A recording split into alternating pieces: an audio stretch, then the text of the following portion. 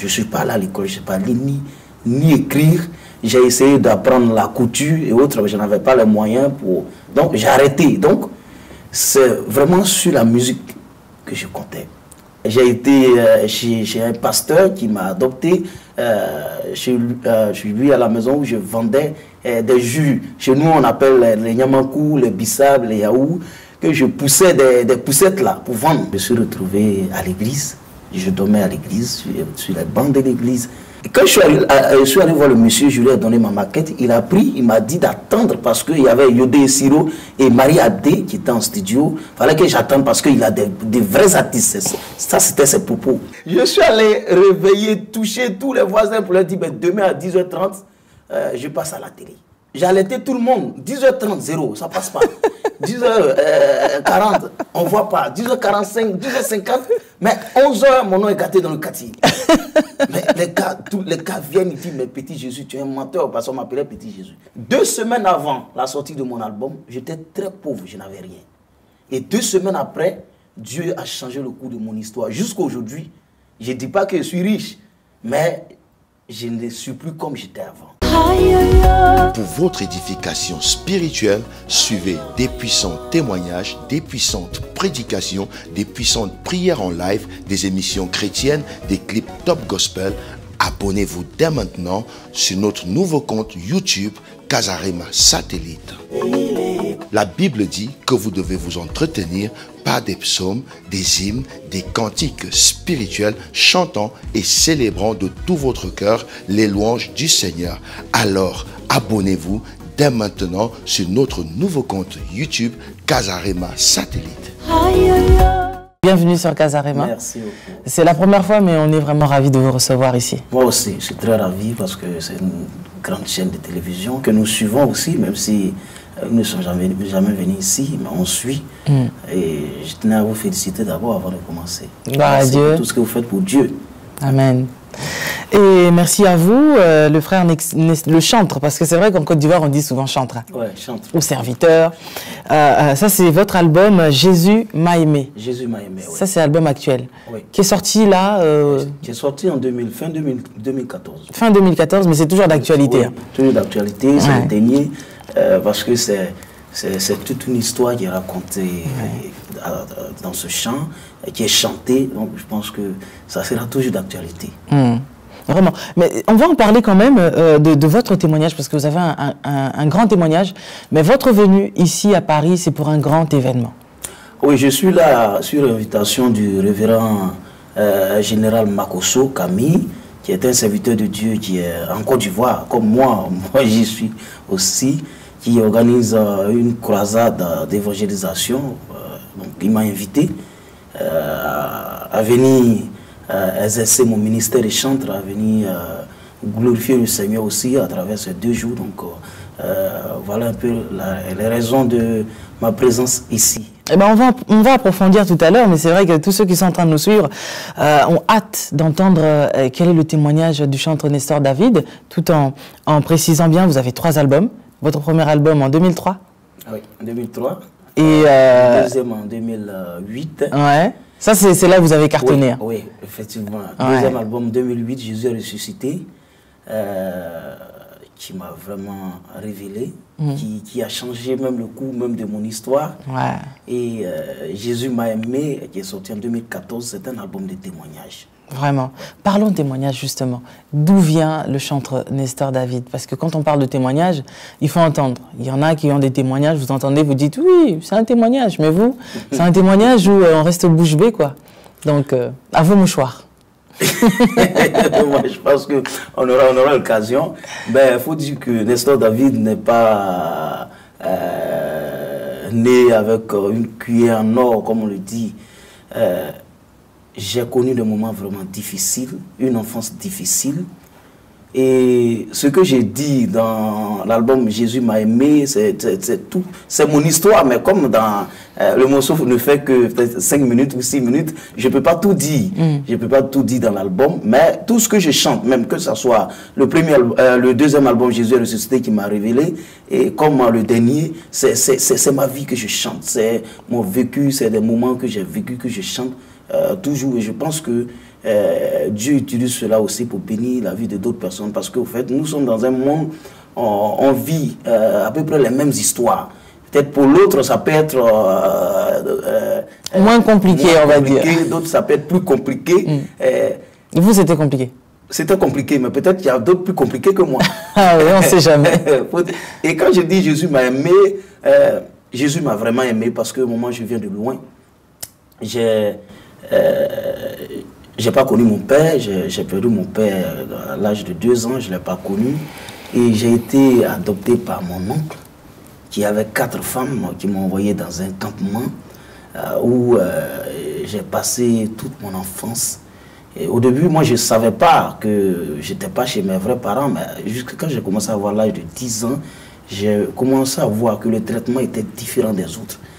Et pour vous raconter une petite anecdote, c'est les 4 femmes là, ça dit chaque femme préparait chaque jour tour à tour. Et quand on mange, on est plus de 12 enfants, 12 gosses, des garçons là, qui mangent ensemble. Donc on est autour d'une bassine et on prend tour à tour, ça dit même si c'est le riz, c'est tour à tour.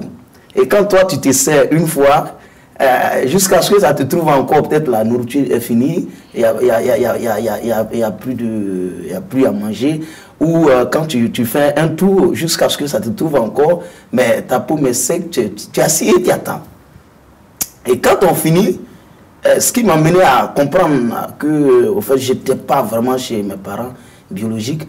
Quand on finit de manger où personne n'est rassasié parce que ce n'est pas assez pour près de 7, 8, 9, 10 personnes, 12 personnes, ce n'est pas assez. Et quand on finit, je vois que à un certain moment, chaque enfant rentre dans la chambre de sa maman et puis il y a de la nourriture qui est cachée quelque part et puis je les vois, ils mangent. Et puis bon, moi je suis là, je suis assis. J'ai commencé à comprendre beaucoup de choses et c'est l'un des fils de mon oncle qui m'a ouvert les yeux, qui m'a dit je n'étais pas chez mes parents. Bon, bref, l'histoire est tellement truc. Et après, j'ai commencé à chercher mes origines. En passant, j'ai été adopté par une femme ghanéenne, ce qui fait que je chante en langue ghanéenne. Ensuite, bon, l'histoire est tellement truc, on aura le temps. Je me suis retrouvé à chercher mes parents biologiques. Je suis arrivé dans le village de ma mère, où j'ai trouvé ma grand-mère. Bon, c'était pas facile, j'en passe. Après, j'ai été chez un pasteur qui m'a adopté, chez lui à la maison où je vendais des jus. Chez nous, on appelle les nyamakou, les bissab, les yaou, que je poussais des poussettes là pour vendre. Je vendais et comme ça, elle me donnait à manger chaque soir. Je partais manger chez elle. C'est comme ça que, bon, quand on les a affectés à Abidjan, elle a demandé que je vienne avec eux. C'est comme ça que je me suis retrouvé à la capitale, Abidjan. Et quand je suis arrivé à la capitale, j'ai commencé à vendre un peu. Après, son mari a trouvé que, bon, étant chez nous, comme on a l'habitude de le dire, un gaou, je ne maîtrisais pas la ville. J'avais du mal même à parler le français. Donc c'est comme ça que j'ai arrêté. Et mais j'étais à l'église, je jouais au tam-tam à l'église. Après, le pasteur a été affecté et moi, je me suis retrouvé à l'église. Je dormais à l'église, sur les bancs de l'église. Bon. Après, je me suis retrouvé dans un quartier précaire, comme on appelle chez nous, Sikobois, où je louais ma maison à 2500 francs, qui fait moins de 5 euros. Donc, j'étais là-bas. C'était pas vraiment facile. Il arrive parfois même pour avoir même 100 francs, comme on le dit, même, comme vous ne maîtrisez pas nos monnaies, même 1 centime ou 1 euro pour manger, c'était difficile. Mais il a fallu que un jour, je raconte des groupes Zougou qui font de la musique, qui étaient dans le même quartier que moi. Et nous sommes partis à la rencontre d'un producteur qu'ils ont trouvé. C'est comme ça que j'ai commencé à jouer au piano avec eux. Je chantais, c'est comme ça que le monsieur a décidé de me produire. Et je suis rentré en studio pour sortir mon premier album, qui est sorti en 2003. Quand l'album est sorti, au moment où on était prêt à faire la promotion, c'est là qu'il y a eu la crise. La crise, et puis lui, il travaillait dans un studio d'enregistrement. ils étaient obligés de fermer le studio et il n'a pas pu continuer la promo. Et la souffrance, parce que quelque chose entre le studio, l'album est sorti, je me suis dit que la souffrance allait s'arrêter. Et quand l'album est passé inaperçu, j'ai repris encore la même souffrance. C'était pas vraiment facile. J'essaie de passer là-dessus parce que je pense qu'on aura le temps, comme le temps ne nous permet pas. Et la souffrance a continué. J'ai commencé à continuer toujours à connaître des moments difficiles de souffrance. Mais c'était quel genre de souffrance? Des souffrances où... Souffrance où il arrive des fois tu n'as même pas mangé. Tu n'as pas à manger, tu peux passer même 3 jours, 4 jours, tu n'as pas à manger. Ou il arrive des fois où tu vas chez des gens pour aller mendier, tu vas chez des amis. Une fois, je suis allé, j'ai un ami qui était dans le même groupe musical avec moi, on était à l'église ensemble. Et j'avais tellement faim, je suis allé chez lui, il n'était pas loin de mon quartier, on allait chez lui à la maison. Et je lui ai demandé est-ce que je pouvais avoir à manger parce que ça fait 3 jours que je n'ai pas eu à manger. Et il y a une scène qui m'a vraiment marqué jusqu'à présent.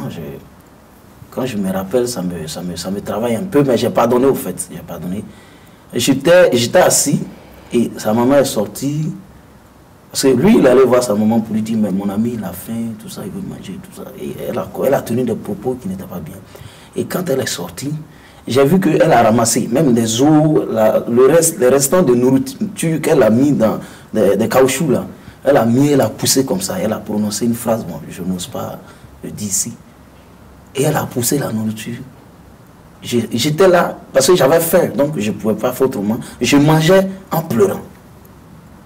Et quand j'ai fini, je suis parti, j'ai pris la résolution de ne plus jamais revenir. Et je ne suis plus allé là-bas pour aller demander à manger. Mais pour un peu résumer, et quand l'album est sorti, c'est passé inaperçu, j'ai commencé à retravailler, à chercher, j'ai fait une maquette. Il y a un pasteur qui est à Londres en ce moment, que je salue au passage, qui m'a donné 50 000 francs, qui fait environ, je sais pas, je ne peux pas... 50 000 francs pour faire une maquette.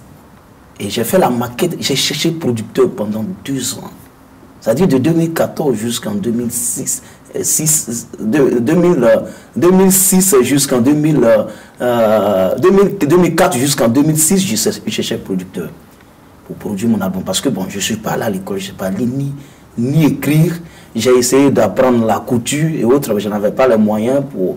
Donc j'ai arrêté. Donc c'est vraiment sur la musique que je comptais pour m'en sortir, parce que je savais que Dieu m'avait donné un don et à travers la chanson, je pouvais sortir ma tête du tout. Et j'ai cherché producteur avec la maquette là, je suis allé partout. Je suis allé voir même Showbiz, qui était une grande maison de distribution, de production, qui produisait des artistes comme Alpha Blondy, Shekina et autres, Constance. Je suis allé les voir. Et quand je suis allé voir le monsieur, je lui ai donné ma maquette, il a pris, il m'a dit d'attendre parce qu'il y avait Yodé Siro et Marie Adé qui étaient en studio. Il fallait que j'attende parce qu'il a des vrais artistes. Ça, c'était ses propos. Qui étaient en studio, il fallait que moi j'attende parce qu'il n'avait pas à gaspiller de l'argent pour quelque chose qui... il n'était pas sûr de cartonner. Il n'était pas sûr. Donc, il a minimisé cela. Après, je l'ai tellement accéléré, c'est-à-dire je marche chez moi, pour aller emprunter le bus, je descends, plusieurs marches pour arriver. Chaque jour, je venais m'asseoir là. Et c'est comme ça qu'il m'a mis en contact avec un arrangeur. Il m'a dit, bon, entre en studio et autres. Je suis rentré en studio, j'ai tapé 8 mois. Et quand j'arrive, il a juste enregistré ma voix. Et je suis là, j'attends. Quand j'appelle l'arrangeur, quand j'arrive là-bas, il me dit, mais on ne m'a pas encore donné les sous, donc il va falloir attendre. C'est comme ça que Dieu m'a mis en contact avec un serviteur de Dieu qui m'a lui aussi mis en contact avec l'une de ses filles spirituelles, Maman Chérita, que je salue, qui a produit mon album Jésus est ressuscité. Et je suis rentré en studio, nous avons fait l'album. Je vous assure, l'album, le studio n'a coûté que 800 000 francs. 800 000 francs. Et quand on a fini, on a fait le clip. Vous voyez le clip, je cours dans les herbes et autres. Quand on a fini le clip, le jour où le clip devait passer à la télé, parce que j'étais dans un quartier où tout le monde se moquait de moi. Parce que je n'avais que 2 pantalons. Quand je lave l'autre, je porte l'autre. Et j'aimais toujours me fourrer, comme un bon chrétien. J'aimais toujours me fourrer. Et quand les gens me voient, je vais à l'église, les gars se moquent de moi. Mais j'avais toujours ce langage de la foi. Quand je parle avec les gens, je leur dis toujours, mes amis du quartier, je leur dis toujours, moi, un jour, je serai un grand. Un jour, c'est moi qui changera l'histoire de ce quartier. Je prophétisais. Donc, il arrive des fois où ils se moquent de moi, ils se disent, mais attends, toi, tu n'as rien, tu n'as pas de parents, tu n'as rien, tu n'as même pas à manger. Souvent, tu viens nous demander à manger, puis tu parles comme si ton papa était président. J'ai dit non, mais vous verrez. Mais j'avais cette foi en moi. Et quand le jour, mon clip devait passer à la télé, je suis allé toquer la porte de tous les voisins de mon quartier précaire là, pour leur dire, parce que moi je n'avais pas de télévision chez moi, donc je regardais la télévision chez mon voisin qui avait une télévision, les anciennes télévisions écran blanc noir. Et pour ça, il faisait le malin chez moi d'ailleurs. Et je suis allé réveiller, toucher tous les voisins pour leur dire, ben, demain à 10h30, je passe à la télé. Quoi, toi, comme ça, où tu vas passer pour passer à la télé? Dis, regardez la télé demain. Vous me verrez à la télévision. Donc, parce que la télévision, on nous avait dit que mon clip commençait à passer le lendemain à partir de 10h30 sur une émission de musique. Bon, à 10h, j'allaitais tout le monde. 10h30, 0, ça passe pas. 10h40, on ne voit pas. 10h45, 10h50, mais 11h, mon nom est gâté dans le quartier. Mais tous les gars viennent et disent, mais petit Jésus, tu es un menteur, parce qu'on m'appelait petit Jésus. Tu es un menteur, toi tu vas passer où? Toi tu es malheureux. Les gens commencent à m'insulter dans le quartier. Je suis assis, je ne sais pas quoi faire. À 11h30, j'étais désespéré chez moi dans ma cabane là. Je suis là et je vois l'animateur qui parle. Il dit, ouais, je vais vous offrir un clip et autres. Quand moi j'ai écouté, quand j'ai regardé, ça bouleversait quelque chose dans ma vie, ça m'a touché, vraiment. Bon, il parlait, je ne savais pas que c'était de moi il parlait. Je pensais qu'il parlait d'une grosse star. Et il lance l'élément, le clip. J'entends ma musique. Parce que personne ne connaissait ma musique, mais moi je connaissais ma musique. J'entends ma musique. Je n'ai même pas cherché à savoir si c'est la télé qui jouait ou c'est la radio, parce qu'aucune radio n'avait cette musique. Donc, j'ai commencé à alerter tout le quartier, dire regardez la télé, je passe à la télé. Les gars disent, oh, quitte là-bas, tu es menteur. Donc, les gens ont commencé à regarder, ils voient que c'est moi qui passe à la télé. Et là, ça m'a fait respecter dans le quartier. Et tout a commencé à changer. Vous voyez, bon, pour résumer, 2 semaines avant la sortie de mon album, j'étais très pauvre, je n'avais rien. Et 2 semaines après, Dieu a changé le cours de mon histoire. Jusqu'à aujourd'hui, je ne dis pas que je suis riche, mais je ne suis plus comme j'étais avant, par la grâce de Dieu.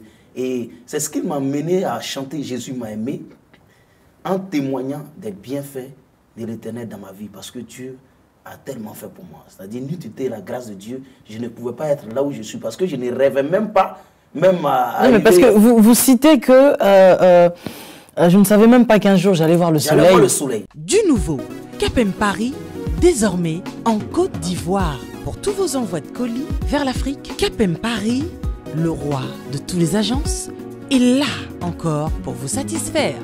Capem, la rapidité est notre devise. Capem Paris, ouvert du lundi au samedi de 9h30 à 19h au 53 rue Championnet, 75 018, Paris. Métro, Clignancourt, contact 01 46 06 69 26, Capem Paris, Mokondiab Agence. Vous citez que je ne savais même pas qu'un jour j'allais voir le soleil. J'allais voir le soleil. Ça dit, d'où j'étais carrément dans le trou. Et je ne savais même pas, parce que quand je fais des calculs, aucun parent n'est riche dans ma famille. Bon, je regarde autour de moi, je n'ai pas d'amis riches. Je n'ai personne même pour m'aider, pour me dire que bon, toi, viens, je vais t'aider, je vais faire ça pour toi. Quand j'essaie de regarder à l'horizon, il n'y avait rien. Et là, du coup, sorti un album, parce que d'ailleurs, moi, je sortais l'album, je ne savais pas que ça allait arriver à cette dimension. Je sortais l'album juste pour montrer à mon quartier là, qui me méprise, que moi aussi, je peux devenir quelqu'un, je peux passer à la télé. Mais là, Dieu s'est saisi de ce support-là, pour changer le coup de mon histoire. C'est-à-dire, ça m'a dépassé carrément. Parce que quitter à l'étape 0, où je n'ai même pas un rond, je n'ai rien à manger. Et puis, je passe 2 semaines après, je deviens, excusez-moi du terme, je suis obligé de le dire, comme c'est un témoignage, je deviens millionnaire. Bon, pas en euros. Bientôt, il serait... Bon, peut-être maintenant, je suis millionnaire en euros. Hein. Ah, on ne sait pas. Hein. Peut-être, on ne sait pas, mais peut-être c'est possible. Mais je passe de l'étape 0, c'est-à-dire, vous voyez, 2 semaines avant la sortie de l'album, et 2 semaines après, tout a changé. Au point où je suis allé dans une église, et un pasteur, vraiment, il m'a béni, c'est-à-dire, c'était l'un de mes premiers spectacles. Et quand je suis parti, il m'a dit, tu es un grand. Tu seras un grand homme, tu vas bouleverser tout le monde entier. Il faut t'acheter une voiture. Et il m'a aidé à acheter une voiture, mais c'est-à-dire il m'a donné de l'argent, il a complété l'argent qu'il m'avait donné pendant que je chantais. Et moi, comme je suis prévoyant parce que je viens de loin, je ne voulais pas faire du gaspillage, je suis allé m'offrir une vieille caisse, une Toyota Carina 3. Je me rappelle toujours comme si c'était hier, comme si c'était aujourd'hui. J'ai acheté la voiture à 1 million, c'est-à-dire à 1500 €, une vieille voiture.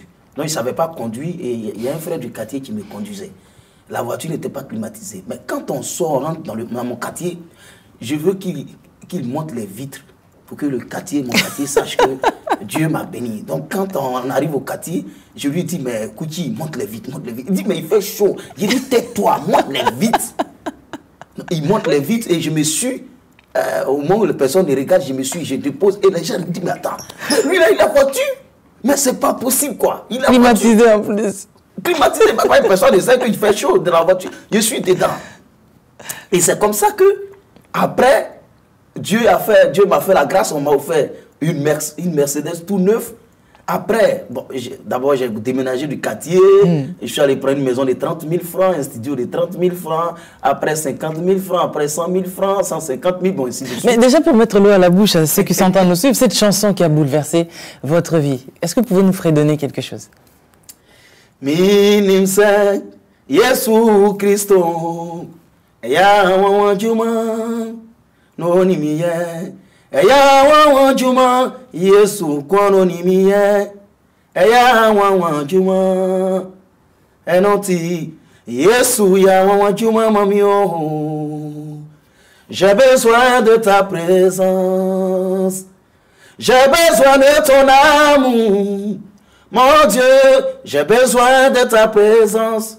Voilà. Wow. Et j'ai dit vers la fin du morceau, a dit l'Éternel Dieu, a dit l'Éternel Dieu, vous serez toujours à la tête et non jamais à la queue. Toujours à la tête et non jamais à la queue. Toujours à la tête et non jamais à la queue. Moi je serai toujours à la tête dans ma famille, toujours à la tête dans mon quartier, toujours à la tête dans mon entourage, toujours à la tête dans mon pays, toujours à la tête. Il n'aura jamais mon semblable. Quand je le disais, j'étais dans mon quartier précaire où je n'avais rien. Mais j'ai prophétisé parce que j'avais cette foi que le Dieu que j'ai choisi, le Dieu que j'adorais, était capable de transformer mon histoire. Alors je l'ai dit, sans toutefois même avoir... vous avez démontré les œuvres de la foi. Oui, oui, exactement. J'ai démontré ma foi et j'ai mis ma foi en jeu. Pour dire que moi, je marquerai ma génération, je serai à la tête. Je marquerai mon histoire. Et c'est ce qui s'est accompli par la grâce de Dieu. Waouh, une seule chanson, mais qui a bouleversé toute une vie. Et tous ceux qui vous avaient maltraité, en vous voyant... Oui, mais il y a beaucoup qui travaillent avec moi aujourd'hui. Wow. Vous voyez, je vais vous rendre un tout petit témoignage. Un jour, comme quoi vous n'êtes pas rancunier, quoi. Non, pas du tout, pas du tout. Parce que, bon, aujourd'hui, Dieu a tout changé. Donc, je ne peux pas être rancunier. Joseph. Ah oui, je ne peux pas être rancunier parce que ces personnes même qui m'ont méprisé, aujourd'hui, Dieu m'a mis au-dessus de ces personnes. Donc, aujourd'hui, je pense qu'ils ont été un canal pour moi, pour ma bénédiction. Parce que si tout ça n'était pas arrivé, aujourd'hui, bon, je ne bénis pas le Seigneur parce que j'ai perdu mon père, mais je veux dire que si tous ces moments n'étaient pas arrivés dans ma vie, je n'allais pas être là. Et les mamans là qui vous privaient de nourriture? Elles sont là, et elles sont mes mamans aujourd'hui, elles sont là. Elles sont là. Mais je vais dire que si tous ces cycles n'étaient pas arrivés, je n'allais pas être, aujourd'hui je suis Casaré, moi aujourd'hui, je n'allais pas être en France, je n'allais pas être aux États-Unis, je n'allais pas vivre ces témoignages que je suis en train de vivre chaque jour. Il y a un frère, j'ai vu un spot à la télé qui annonçait une veillée de prière, parce qu'en ce moment, mon album, j'avais fini l'album, mais je cherchais comment faire pour faire le clip et autres. Donc, j'ai cherché à me faire connaître au sein des pour le deuxième album? Oui, le deuxième là. Et je suis allé, j'ai vu des spots à la télé qui annonçaient une veillée. Je n'avais pas de portable. Donc, il y a une cabine juste à côté de nous où quand j'appelle à la cabine, je paye 200 francs CFA. Et quand je reçois, c'est-à-dire quand on m'appelle ou il m'appelle pour me faire la commission, je paye 100 francs. Je suis allé, j'ai vu le spot, j'ai pris le numéro, j'ai appelé parce qu'ils annonçaient une grande veillée de prière sur un stade où je vais faire mon concert en fin d'année déjà. Et qui annonçait une grande veillée de prière où il y avait beaucoup de chantres, les grands chantres ivoiriens que j'enviais. Donc j'appelais pour dire que je voulais participer à la veillée. Le frère que j'ai eu au téléphone m'a dit, là, il me demande mon nom, j'ai dit mon nom, il dit mais je ne vous connais pas. Il dit mais vous chantez quoi? J'ai commencé à chanter au téléphone. Il dit mais la veillée n'est pas faite pour les artistes en nèbres. Parce qu'il y a des grosses stars, des grands chants qui viendront. Donc si je veux participer à la veillée, il fallait que je vienne à 21h, à 20h déjà, parce que la veillée commence à 21h. Moi, je suis arrivé à 19h, je les ai aidés à placer les chaises, j'ai essuyé les chaises. 21h, la veillée commence. 22h, 23h, on ne me fait pas passer. À partir de 23h30, j'ai commencé à avoir les chants qui ont commencé à venir, les Onel Mala, les Germain Kuiper, les Boniface, les Guy Chris, bon, tous les chantres qui étaient invités, j'ai commencé à les voir venir. Et minuit, on ne me fait pas passer. Je suis allé voir le frère pour dire, mais vous m'avez invité pour chanter. Il dit, vous, qui vous a invité? Vous chantez quoi là? Ils m'ont minimisé. Ils ne m'ont pas fait passer jusqu'à 6h du matin. J'ai vu les chantres, les gars passer. Et quand je vois les chantres chanter, je les vois, je dis, mais moi, un jour, moi, je serai... Et c'est comme ça qu'ils ne m'ont pas fait passer. Quelques jours après, mon clip commence à passer à la télé. Les gens commencent à m'inviter de gauche à droite. On parle de moi à gauche à droite, sur les radios, les réseaux sociaux, la presse écrite, partout. Je fais mon premier concert, Caton.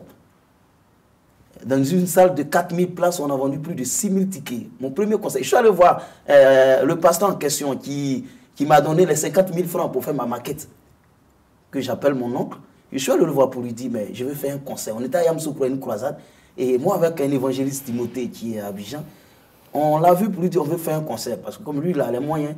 Et j'ai dit, je veux faire un concert. Il me demande, mais attends, tu viens juste de sortir là. Tu as des grands projets. Et où? Il dit au Palais de la Culture. Mais waouh, Palais de la Culture.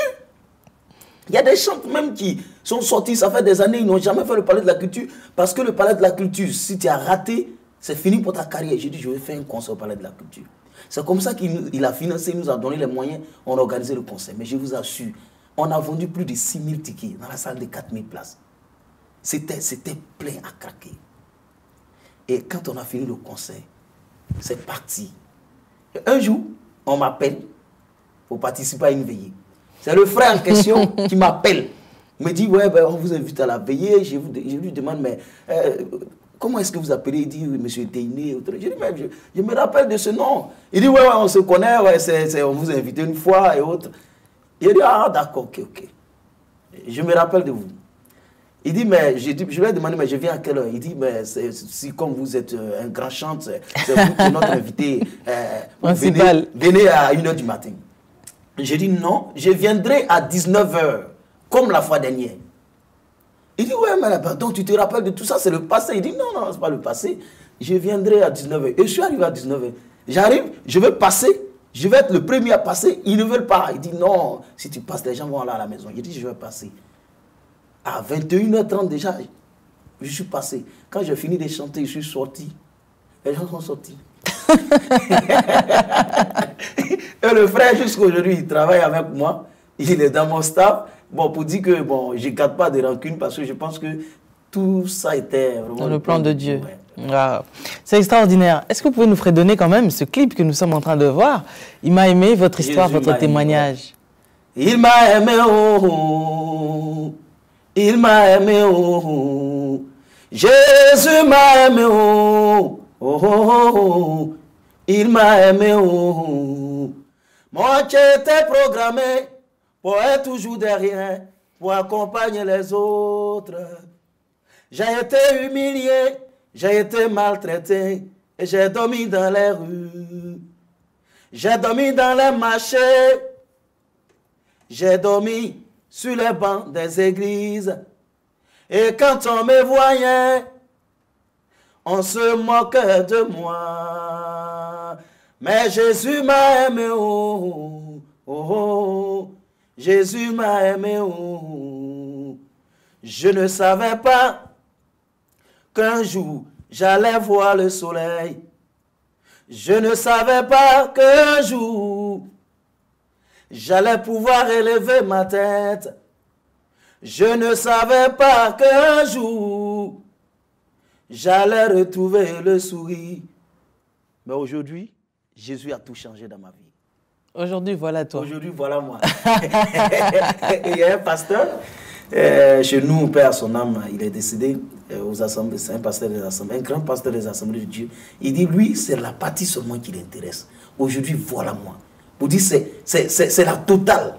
C'est un thème ivoirien, quand j'ai dit voilà moi pour dire, parce qu'au fait, je n'avais plus de mots. Et j'ai dit, voilà moi pour dire, voilà ce que Dieu a fait. On dit, voilà ce que Dieu est capable de faire. Voilà ce que Dieu est capable de produire dans la vie de celui qui croit en lui. Un message, on ne peut pas vous laisser comme ça sans pour autant adresser un message à tous ceux qui sont désespérés, qui passent par des moments aussi compliqués par lesquels vous étiez passé autrefois, parce que même ici en Europe, il y a aussi des gens qui dorment dehors, qui ont perdu l'espoir. Oui, beaucoup. Mais il faut dire, j'ai toujours l'habitude de dire, nous sommes nés tous de la même manière. Que tu sois fils du président, que tu sois fils du plus riche de ce monde, on est nés tous nus. Pour dire que nous sommes nés avec nos valeurs en nous. Pour dire à quelqu'un qui me suit en ce moment, même si tu connais des moments difficiles, même si tu es abandonné de tous, il faut dire, il faut savoir que tu as de la valeur. Dieu t'a créé pour régner. Dieu t'a créé pour être un grand. Dieu t'a créé pour marquer ta génération. Alors il faut croire en ce Dieu, il faut croire en ce Dieu, il faut croire jusqu'au bout. Tant qu'on a la vie, tant qu'on vit, il faut toujours croire. Parce que moi j'ai cru jusqu'au bout, j'ai cru en ce grand Dieu, j'ai cru et je savais que je n'avais personne que lui. J'ai cru en lui et aujourd'hui je ne dis pas que je suis arrivé, mais aujourd'hui j'ai béni le Seigneur simplement pour ce qu'il a fait pour moi, pour ce miracle qu'il a produit dans ma vie, parce que n'eût été la grâce de Dieu, je ne serais pas là où je suis aujourd'hui. Donc je lui dois tout. J'ai toujours l'habitude de dire, Dieu m'a tout donné, je dois tout à Dieu. Il faut croire simplement, il faut croire et il faut persévérer dans la foi. Et Dieu fera de grandes choses. Pour toi, tu extraordinaire. Donc nous dédions vraiment cette émission à tous ceux qui n'ont personne et n'ont que Dieu pour tout avoir. Donc voilà, vaut mieux être avec Jésus. Tu peux tout avoir que être avec plein de gens, tu peux tout perdre aussi, on ne sait jamais. Mais voilà l'histoire du frère, du chantre Nestor David, qui est d'ailleurs ce soir déjà oui, ce soir, à Villejuif. Oui, à Villejuif, je ne maîtrise pas l'adresse, mais à partir de 17h, de 17h à 21h, moi j'ai 1 heure de concert. Après, le révérend aussi viendra pour allumer encore le feu. Voilà, prier, bénir les gens. Et moi j'ai 1 heure de concert live. Et demain aussi j'ai 1 heure de concert live. Nous sommes là pour ça parce que Dieu nous a donné un ministère, Dieu nous a donné un talent. Nous voulons mettre cela au service du peuple de Dieu afin que les gens puissent rentrer dans leur bénédiction. Par la louange simplement, lors de nos concerts, il y a des guérisons qui s'opèrent. Il y a des miracles qui s'opèrent, il y a des révélations que les gens reçoivent à travers la louange. Parce que la Bible dit que Dieu siège au milieu des louanges. Si vous voulez voir là où Dieu est, c'est dans la louange. Donc la louange est une âme, la louange a une force à ne pas négliger. Alors j'invite quelqu'un ce soir à venir dans des dispositions de prière. Et ne te dis pas que je vais à un concert pour danser. Tu viens pour rencontrer le Seigneur, tu viens pour recevoir ta part de miracle. Parce que je sais que ce même Dieu qui a transformé ma vie, il est capable de transformer ta vie. Seulement il faut croire. Il faut croire, ne viens pas comme si tu viens à un spectacle. Non, non, non. Tu viens pour rencontrer le Seigneur, tu ne viens pas pour rencontrer le Nestor David ou le révérend Makosso, tu viens à la rencontre de ton Dieu. Et ce Dieu-là même qui a opéré des miracles extraordinaires, qui continue de le faire, ce même Dieu est capable et il le fera aussi ce soir, je crois fermement. Donc je vous invite, venez ce soir à Villejuif. La rue de l'Épidore, à Villejuif. À Paris, je connais bien Abidjan. Venez ce soir et ça sera extraordinaire. Voilà. Alors ça vous fait quoi quand même? Il y a tant de chantres. Comme l'autre disait, il y a des grands chantres, mais vous êtes parmi les grands aussi. Par la grâce de Dieu. Par la grâce de Dieu. Vraiment. Grâce de Dieu. Gloire à Dieu. Aujourd'hui, je suis compté parmi les grands chantres par la grâce de Dieu. Parce que quand vous demandez... On peut, permettez-moi, on peut même dire que vous êtes number one.